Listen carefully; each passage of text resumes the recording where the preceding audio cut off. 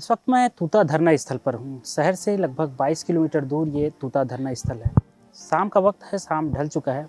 अब इंतज़ार है एक ऐसे सवेरे का जिससे सूर्य की किरणें पड़ेंगी और लोगों को एक रोशनी मिलेगी। वैसे ही रोशनी का इंतज़ार जो अभ्यर्थी है उनको है। लंबे समय से 100 से भी अधिक दिन, 125 दिन का समय लगभग हो चुका है इन लोगों को, लेकिन इन लोगों को अभी तक न्याय नहीं मिल पाया है। ये लोग जिस तरीके का संघर्ष इन लोगों को करना पड़ा है, अभी तक छत्तीसगढ़ के इतिहास में देखें तो अभी तक किन्हीं ने भी नहीं किया है। इनके संघर्षों की कहानी आज जानेंगे और आखिर ये कहानी जब संघर्ष से शुरू हुई आमरण अनशन से, वो आखिर आज की स्थिति में आखिर आत्मसम्मान की लड़ाई क्यों बन गई है, वो सब विषय समझेंगे, इनसे जुड़ेंगे और जानेंगे ये पूरा हालचाल। भाई मैं आपसे समझना चाहूँगा, जिस तरीके का आप लोगों का संघर्ष रहा है, आप लोगों की मैं शुरू से जो कहानी है वो समझने का प्रयास करूँगा। आज की स्थिति में क्या हुए उसके बारे में भी जानेंगे, लेकिन जब ये भर्ती आई उसके बाद किस तरीके से आप लोगों का जो चयन हुआ और आप लोगों ने संघर्ष किया, और पूरी प्रक्रिया के विषय में बताना।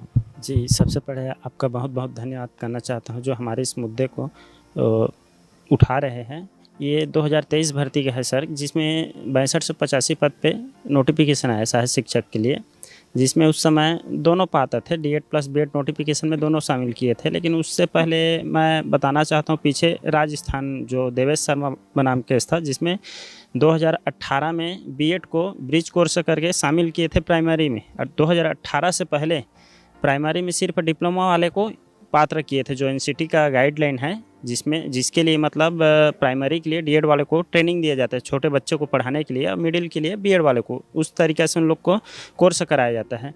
तो उस समय क्या था कि मतलब ब्रिज कोर्स लाकर शामिल किए थे, उसको राजस्थान के डीएड हमारे साथी लोग ने चैलेंज किया, जिसका फैसला 21 में आ गया था, जिसमें प्राइमरी से बीएड को बाहर कर दिए थे।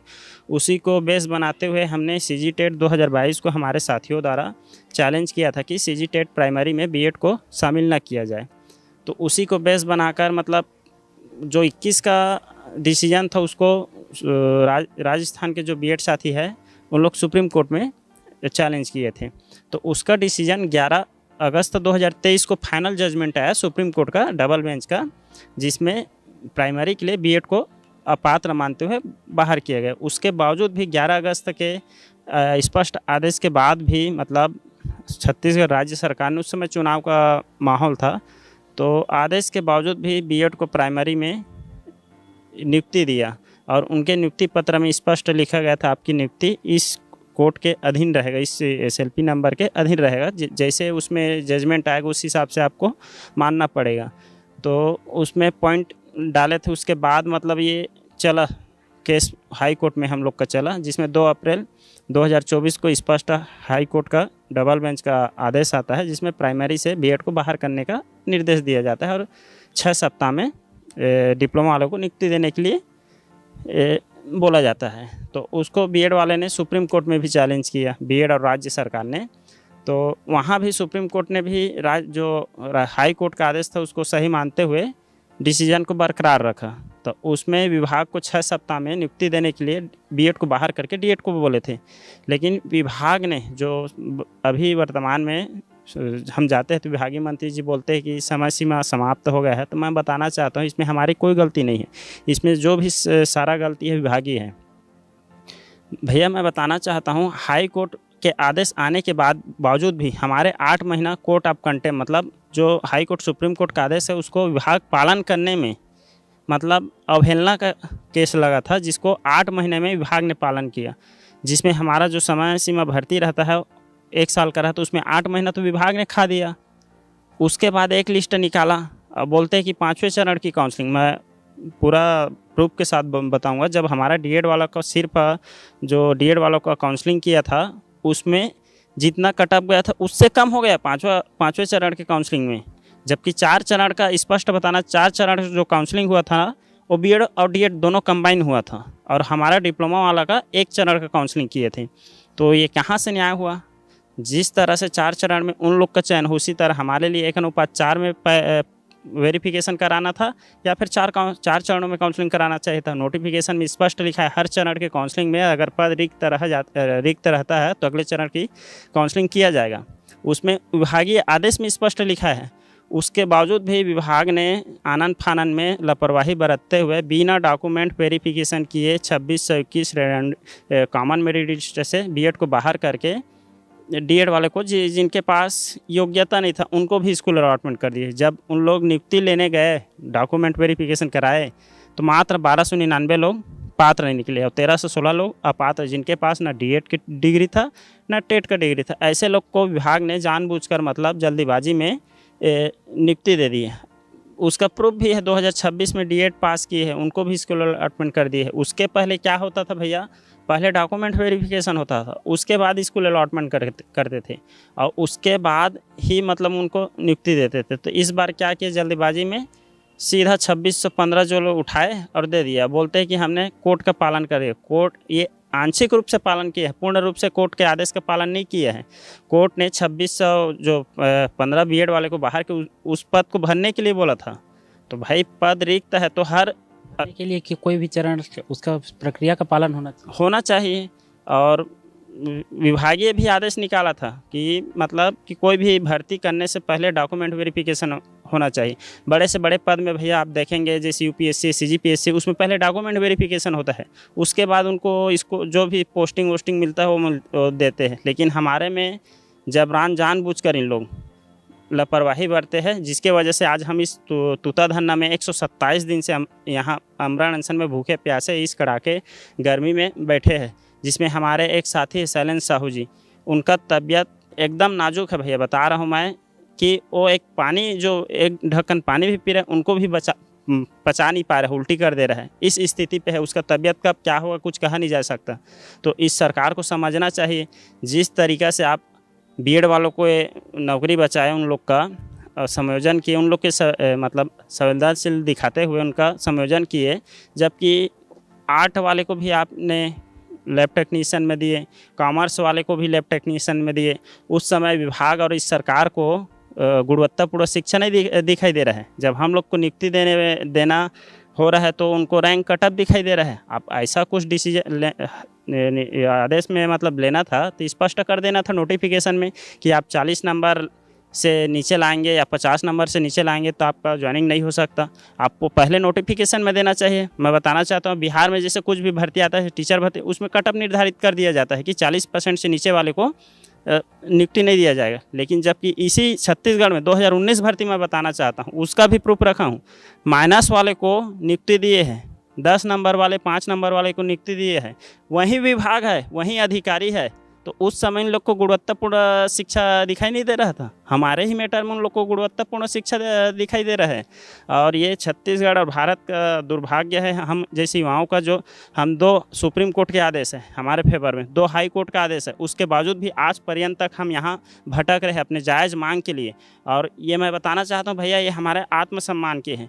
ऐसा ये सरकार बोलते हैं अपने आप को सुशासन का सरकार, लेकिन किसी एंगल से मेरे को नहीं लगता कि ये सरकार सुशासन का है। मेरे को तो ये सीधा कुशासन का सरकार लग रहा है। या इतना दिन 127 दिन में इन सरकार को हम संवैधानिक रूप से हम धरना प्रदर्शन किए, सरकार को जगाने के लिए क्या क्या नहीं किए, दंडवत प्रणाम किए, घुटनों पर चले, जल समाधि लिए, आप सांकेतिक आग पे मतलब चले, उसके बावजूद भी ये सरकार एकदम मतलब ध्यान ही नहीं दे रहा है कि हम बता ही नहीं सकते। ऐसा स्थिति है हमारा आज यहाँ। आज कुछ अधिकारी पहुँचे हुए थे, क्या हुआ था? आज भैया हमारे जॉइंट डायरेक्टर एबीओ जो मैम आए थे, तो उन्होंने पूरा मैटर को समझा क्या है कैसे करके, और जानकारी लेने के लिए आए थे और आप लोग का क्या मांग है ऐसे करके। तो हमने स्पष्ट वहाँ बताया कि हमारा सिर्फ वही मांग है जितना आपने बीएड को हाई कोर्ट सुप्रीम कोर्ट ने बाहर किया था उतने पद पे हमें नियुक्ति दिए। जब हमें नियुक्ति देने के लिए उनको बाहर किया था तो हमें नियुक्ति दीजिए ना। अगर हमें नियुक्ति नहीं देना था तो उन लोग को क्यों बाहर किए, बाहर करके समायोजन किए? क्यों 12वीं पास वाले बेरोजगार युवाओं के जो पोस्ट है उसको बर्बाद किए? जब हमें नियुक्ति नहीं देना था, हमें नियुक्ति देने के लिए तो बाहर किए थे। अब बजट की बात करते हैं भैया, बजट 2615 जो जहाँ मतलब नियुक्त थे ऑलरेडी, तो वहाँ बजट दे रहे थे उन लोग को सैलरी, उनके जगह पे हमें सिर्फ रिप्लेस करना है। तो इसमें बजट वाली बात ही नहीं है। तो सिर्फ हमें डॉक्यूमेंट वेरिफिकेशन कराना है, नियुक्ति देना है, क्योंकि हर भर्ती में चरण दर चरण मतलब नियुक्ति दिया जाता है। जो दिया गया था उसमें उनको हटा करके आप लोगों को समायोजित कर उसमें आपको नियुक्ति देना हमें था। नियुक्ति देने के लिए बोला था, स्पष्ट दिया था 2 अप्रैल के आदेश पे। और उसमें तो फिर मतलब बजट का कोई प्रश्न ही नहीं उठता है एक इसमें बजट का प्रश्न ही नहीं उठता भैया, लेकिन मंत्री अभी जो है इधर से बस हमें फुटबॉल की तरह इधर से उधर मार रहे हैं, इधर से उधर फेंक रहे हैं। शिक्षा मंत्री जी के पास जाते हैं तो वित्त का बहाना करते हैं, वित्त मंत्री जी के पास जाते हैं तो शिक्षा मंत्री के नाम लेते हैं कि वो मतलब कैबिनेट पटल में वो प्रस्ताव ला ही नहीं रहे, तो मैं कैसे करूँगा। बस हम लोग को घुमा रहे हैं इन लोग। सोचिए विभागीय जो कमियां हैं, खामियां विभाग में है और उनका परिणाम इन लोगों को भुगतना पड़ रहा है।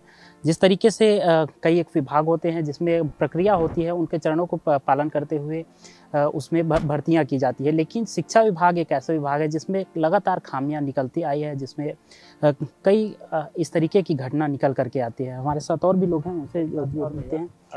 जी बताओ। अभी जो बोल रहे हैं भर्ती, अभी 12 मार्च को पिछले महीना उसी आदेश पे मतलब 24 लोग को विभाग मतलब नियुक्ति दिए है। उनके लिए समय सीमा नहीं है क्या कि उनके लिए अलग से मतलब कुछ है? तो सेम आदेश पे मतलब 24 लोग को नियुक्ति दी है जो 5वें चरण के बचे थे उन लोग को, और हम लोग को मतलब घुमा रहे हैं। तो मैं विभाग से निवेदन करना चाहता हूँ वो शिक्षा मंत्री से, जिसे आप एक अच्छे पद पे है, हमारे भविष्य को देखते हुए सोचिए, आप भी उसी गरीबी से मतलब उठकर मतलब यहाँ तक पहुँचे हैं। अपना आपके अब अगर उसके जगह उसके बाल बच्चे रहते तो क्या तकलीफ़ उसको नहीं होता? वैसे भी तो हमारे माँ बाप को भी तकलीफ़ हो रहा है। 127 दिन से यहाँ बैठे हैं, जितने भी यहाँ बैठे हैं नारी वंदन 33% आरक्षण की बात करते हैं, 33% देने की। हमारे बहनें बैठे हैं यहाँ 2% 3%, इनको तो इन लोग जॉब दे नहीं पा रहे हो, 33% का बात करते हैं। वही तो बोल रहा हूँ भैया, आप उस सदन में मतलब वोट बैंक के लिए मतलब वोट बैंक की राजनीति करने के लिए नारी शक्ति की बात करते हो, लेकिन ज़मीनी जो हकीकत है आकर यहाँ देखिए ना। हमारे बहनें घर से निकलना इन लोग को मुश्किल होता है, मतलब घर से निकलते हैं तो तरह तरह की बात करते हैं, बहुत मुश्किल में पढ़ाई लिखाई करते हैं, उसके बावजूद भी पढ़ लिख कर आज नियुक्ति का समय आया है तो इन लोग को यहाँ तूता में मरने के लिए छोड़ दिए हैं।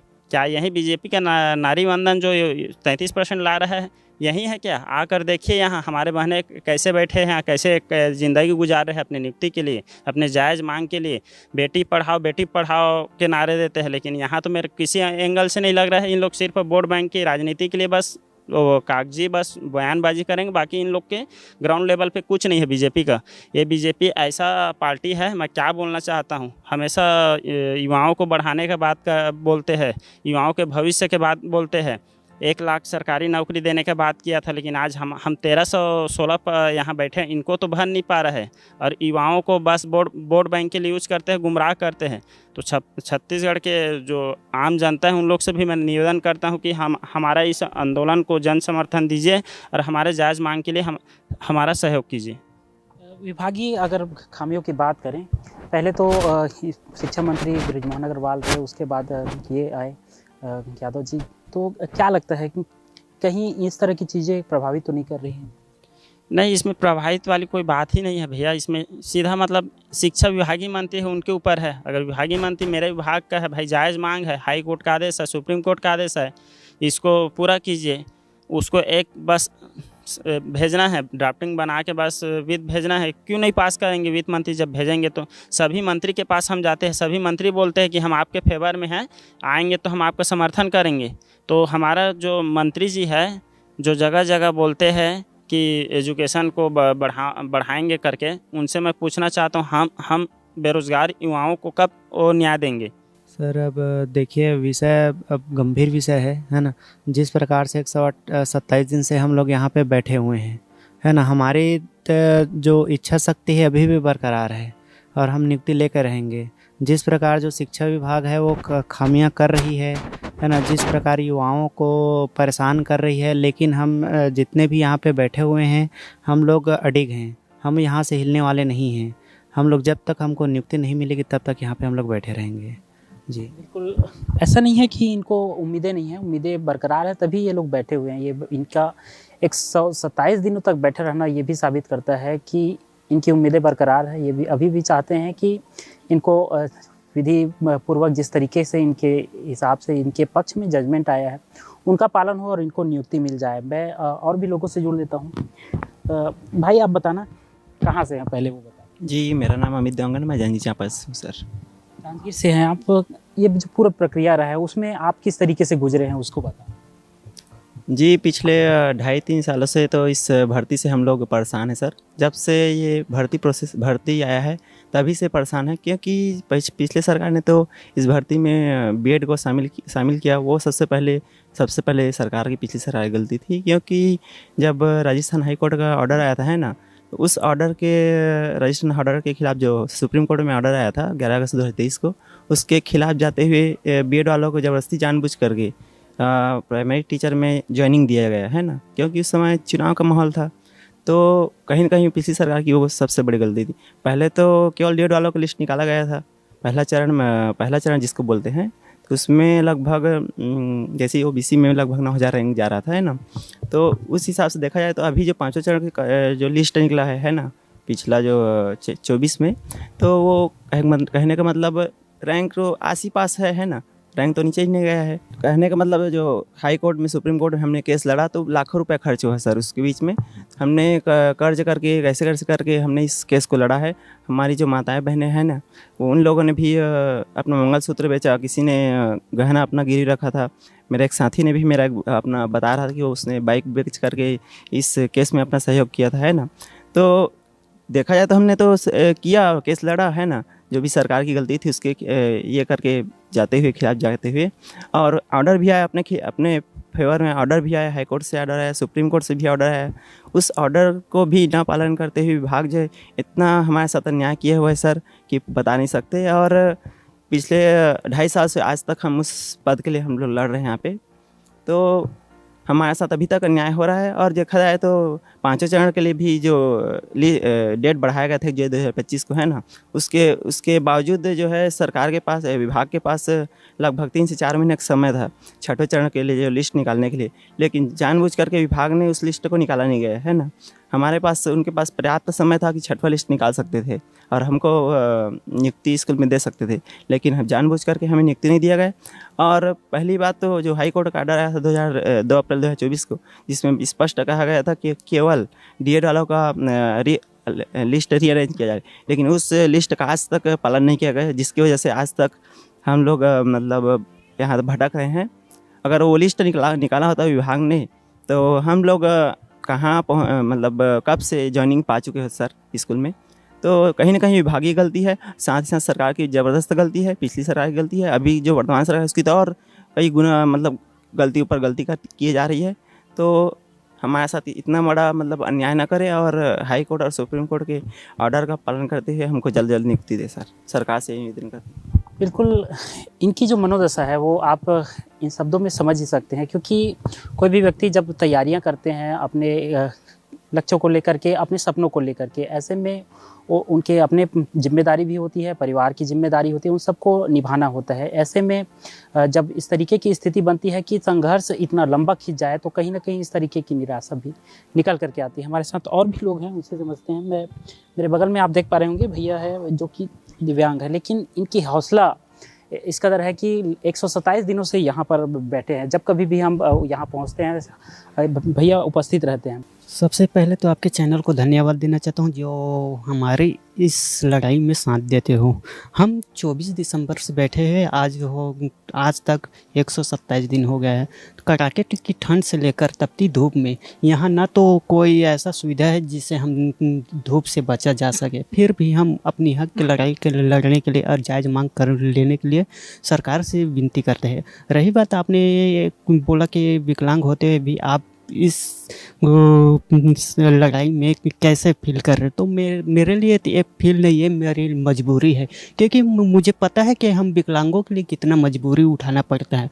मैं यहाँ तक देखता हूँ सामने वाले अगर पढ़ा लिखा है या अनपढ़ है उससे फ़र्क नहीं पड़ता है, क्योंकि वो लोग तो रोजी मजदूरी काम करके कमा लेते हैं। लेकिन हम लोगों के लिए अगर प्राइवेट किसी भी दुकान में जाओगे या फिर प्राइवेट किसी भी ऑफिस में जाओगे तो हम लोगों को रखना नहीं चाहते। ऐसा मैं कितनों बार ट्राई कर चुका हूँ ताकि मैं अपना जेब खर्च चला सकूँ, लेकिन मुझे नहीं रखा। क्यों नहीं लग रखा? ऐसी हैंडीकैप की वजह से। तो मैं यही चाहता हूँ सरकार से कि आप केवल ऐसा ना सोचे कि मैं आपके कुछ अपोजिट बोलूं कि और मैं तो बस चाहता हूं कि हमारे जो दर्द है, हमारे जो पीड़ा है, मैं तो यहाँ एक हूँ, लेकिन मेरे पीछे कितने जने हैं, वो तो बहुत जने। मैं तो थोड़ा बहुत मान के चल यहाँ कुछ अपना दैनिक कार्य कर सकता हूँ, लेकिन ऐसा नहीं है कि मैं पूरी तरह से अपना दैनिक कार्य करता हूँ। मुझे कहीं भी आना जाना है, मुझे हेल्प की ज़रूरत पड़ता है और कितनों प्रकार की होता है। तो मैं सरकार से यही कहना चाहता हूँ कि मैं सरकार से यही कहना चाहता हूँ कि जो हमारा जो जायज़ मांग है वो हमें दीजिए। और मैं एक छोटा सा लाइन कहना चाहता हूँ सरकार के लिए, कमज़ोर समझने वाले को बता दो ज़रा, कमज़ोर समझने वाले को बता दो ज़रा, हम जज्बों से तूफान का रुख मोड़ सकते हैं। कमज़ोर समझने वाले को बता दो ज़रा, हम जज्बों से तूफान का रुख मोड़ सकते हैं। दिव्यांग हुआ तो क्या हुआ, हिम्मत जिंदा है। आंदोलन संघर्ष से इतिहास का नया रुख मोड़ सकते हैं। यही मैं बोलना चाहता हूँ। बिल्कुल, इनके हौसले को आप इन शब्दों के माध्यम से समझ सकते हैं, जहाँ ऐसी स्थितियों में लोग डर जाते हैं, पीछे हट जाते हैं, लेकिन भैया डटे हुए हैं। तो इनकी अपनी एक कहानी है। मैं आपसे समझना चाहूँगा भाई कि जिस तरीके का स्थिति बना हुआ है, जैसे में कई साथी आपके घायल हालात में है कह सकते हैं, जिस तरीके का गर्मी इस वक्त पड़ रहा है। अब सरकार की एक असंवेदनशीलता ही है सर कि इतने ज़्यादा लगभग 300 से अधिक लोग हॉस्पिटलाइज्ड हो गए थे। अभी भी कुछ लोग जैसे डिहाइड्रेशन होता है तो उसके बावजूद हॉस्पिटल जा रहे हैं। अभी जैसे सर ने बताया कि शैलेंद्र सर हैं, उनका तबीयत बहुत ज़्यादा ख़राब हो चुका है और बालाजी हॉस्पिटल में एडमिट है, और केवल ये आमरण अनशन के वजह से हुआ है। लगभग उनको 24 टाँका लगा हुआ है, उसके बावजूद सरकार जो है संवेदनशीलता नहीं दिखा रही है। और 127 दिन हो चुका है, लेकिन हमारे लिए किसी भी प्रकार का कोई पॉजिटिव न्यूज़ नहीं आ रहा है। आज जब आए थे तो लगभग ये तीसरी बार है अधिकारियों के द्वारा हमारे जो आंदोलन है उस पर दौरा किया गया, लेकिन हमारे लिए कोई भी प्रकार का सकारात्मक कदम नहीं उठाया जा रहा है। बस बोला जाता है कि आप लोग के लिए सकारात्मक सोच रहे हैं, कैबिनेट में निर्णय लिया जाएगा, नीतिगत फैसला है। तो भाई इसमें नीतिगत फैसला है वो तो गवर्नमेंट का काम है, विभाग का काम है। विभाग जब उसमें गलती की है, 26 लोगों को लेना था, 1300 लोगों को बस लिया गया।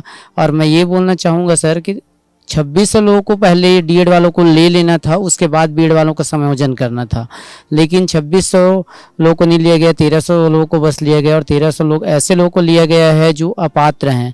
17 साल के ऐसे हैं जिनको व्यापम में उनका फॉर्म भी फिल हो गया, उनको स्कूल अलॉट हो गया और उनको वेरिफिकेशन कराने के लिए जो भी मतलब डीओ ऑफिस से लेटर जारी हो गया।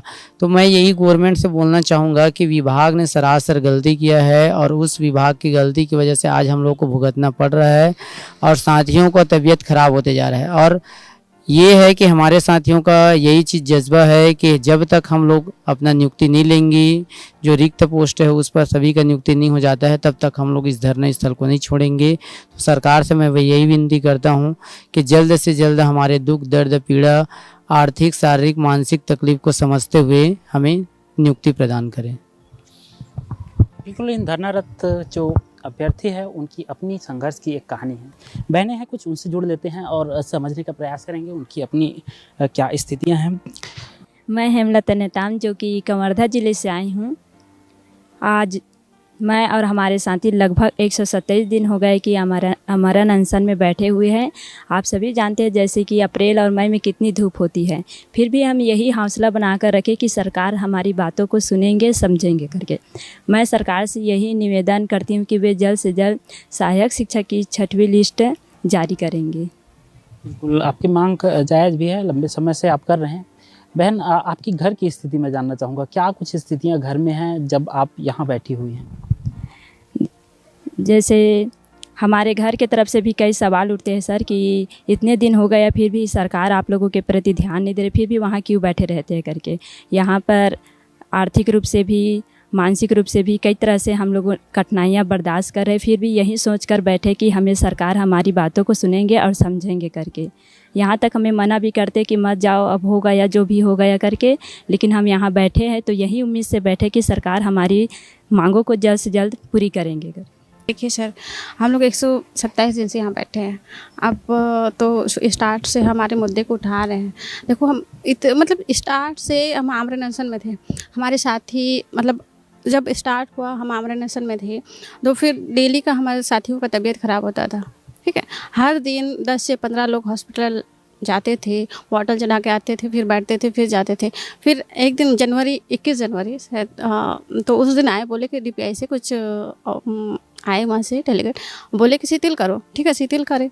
उसके बाद से हम बैठे ही है लगातार कंटिन्यू कि एक इस उम्मीद से कि आज नहीं तो कल हम सरकार हमारी सुनेगी, क्योंकि हमारी जो मांग है जायज़ है। हम सुप्रीम कोर्ट, हाई कोर्ट से जीत के यहाँ बैठे हैं और ऐसा नहीं है कि हम गलत चीज़ की मांग कर रहे हैं। जो संवैधानिक रूप से हम न्याय मांग रहे हैं, जो हमारा अधिकार है।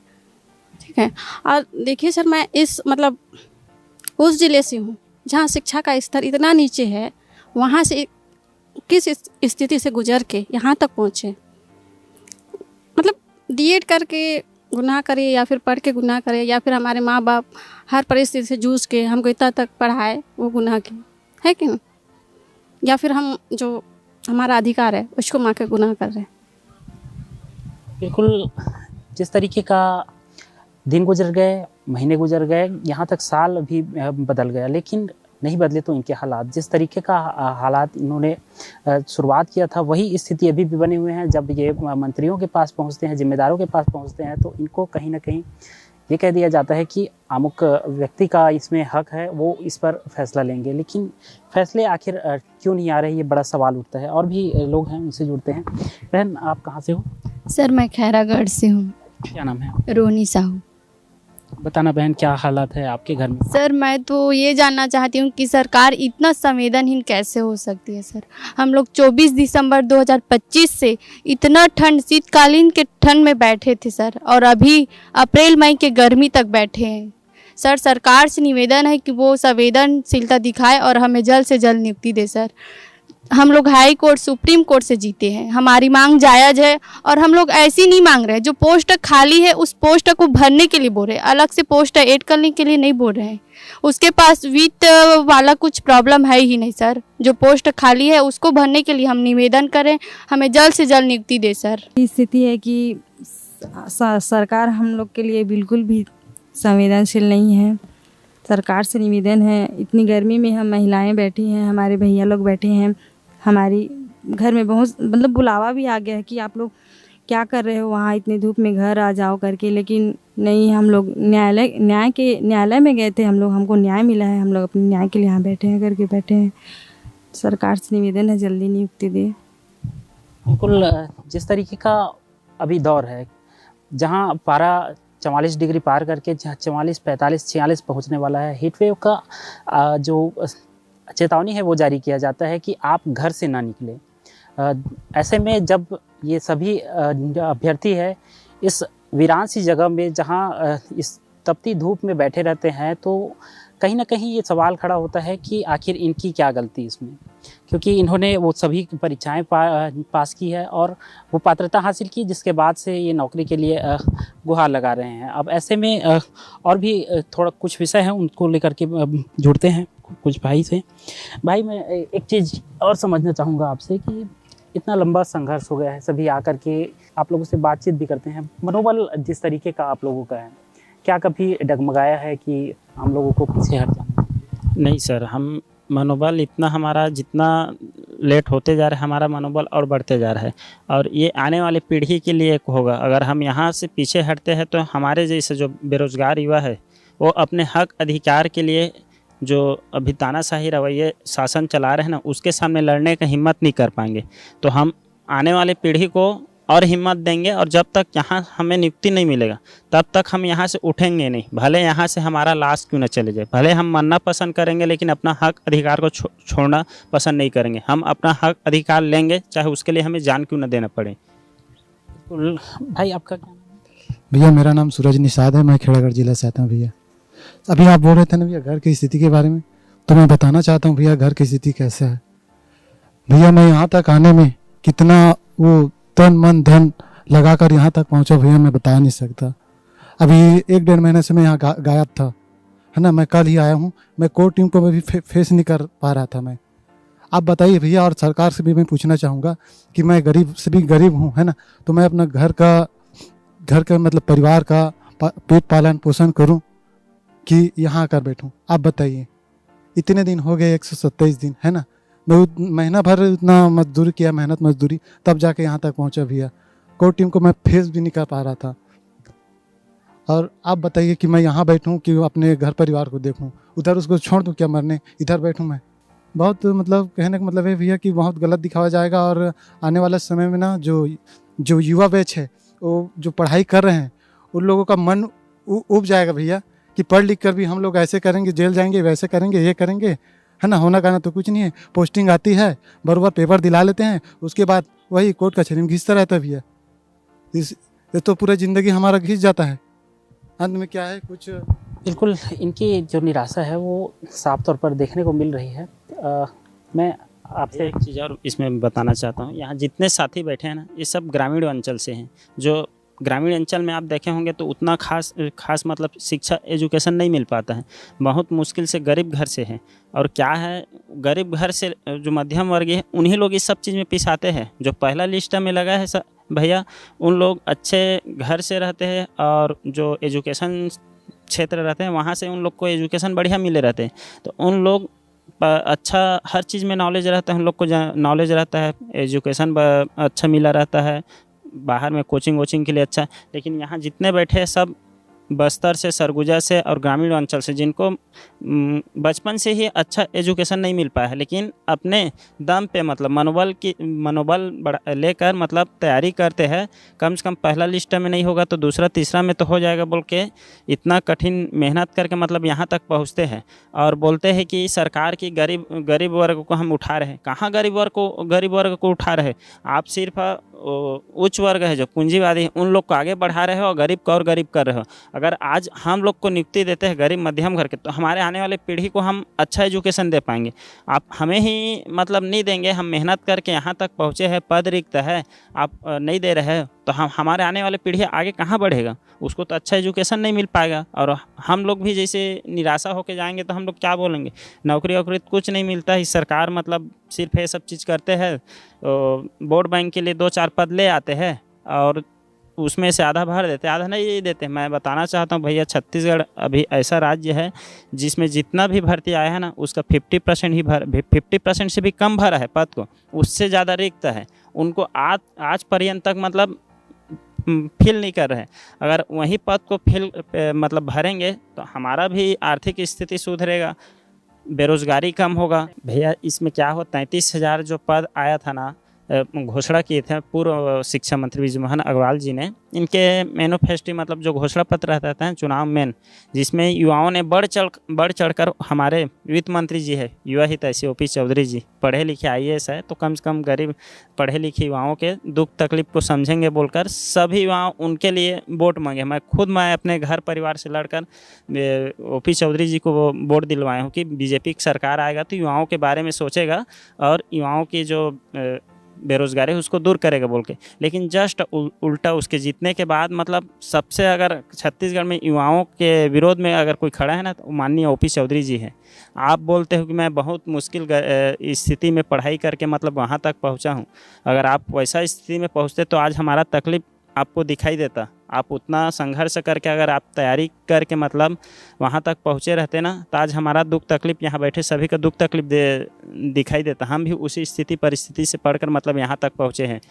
तो माननीय जो OP चौधरी जी है उनसे निवेदन करना चाहता हूँ, हमारा जो नियुक्ति रुक रहे हो आप ही के जगह से रुक रहे हैं, तो आपसे हाथ जोड़ से विनम्र निवेदन है कि हमारे बारे में सोचिए। अपना जो स्थिति परिस्थिति बचपन आप जो बिताए हो ना, बोलते थे कि मेरे पिताजी मतलब बचपन में ही गुजर गए थे बहुत मुश्किल से, तो उस स्थिति को एक बार आप पुनः सोचिए कि किस स्थिति में आप पढ़ाई किए, किस स्थिति में आपके माताजी ने आपको पढ़ाई किए, वैसे पढ़ाई कराए और वहाँ तक पहुँचाए। वैसे भी हमारे माता पिता ने हमें भी दुख तकलीफ करके मतलब पढ़ा लिखा कर यहाँ तक भेजे हैं। अगर उस चीज़ को आप समझेंगे तो बिल्कुल हमारे फेवर में निर्णय लेंगे।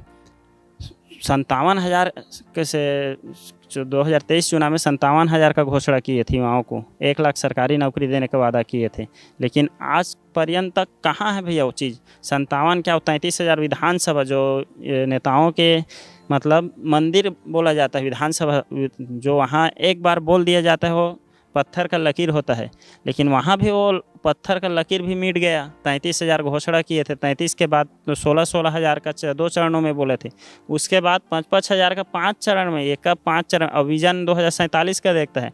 आप तो एक भर्ती को 1 साल में नहीं कर पा रहे हो, विजन 2047 का देख रहे हो। तो वो विजन 2047 सिर्फ युवाओं बेरोजगार जो आम जनता है उसको बेवकूफ़ बनाने के लिए विजन 47 का बात करते हो। आप तो आज का तो नहीं बता पा रहे हो, विजन 47 का बता रहे हो। तो माननीय मैं ओपी चौधरी जी से मैं बोलना चाहता हूँ हाथ जोड़ के, हम युवाओं बेरोजगार युवाओं के बारे में सोचिए। आप पहले युवा हितैषी बनकर सभी कोचिंग सेंटरों में युवाओं का भरोसा लिए और चुनाव जीते। आप युवाओं के बदौलत ही आप चुनाव जीते हैं और बीजेपी यहाँ तक पहुँचे हैं। तो हमारा आपके खिलाफ निगेटिव न जाए, इसलिए आपसे विनम्र निवेदन है कि हमारे बारे में सोचिए और जल्द से जल्द हमें नियुक्ति दें।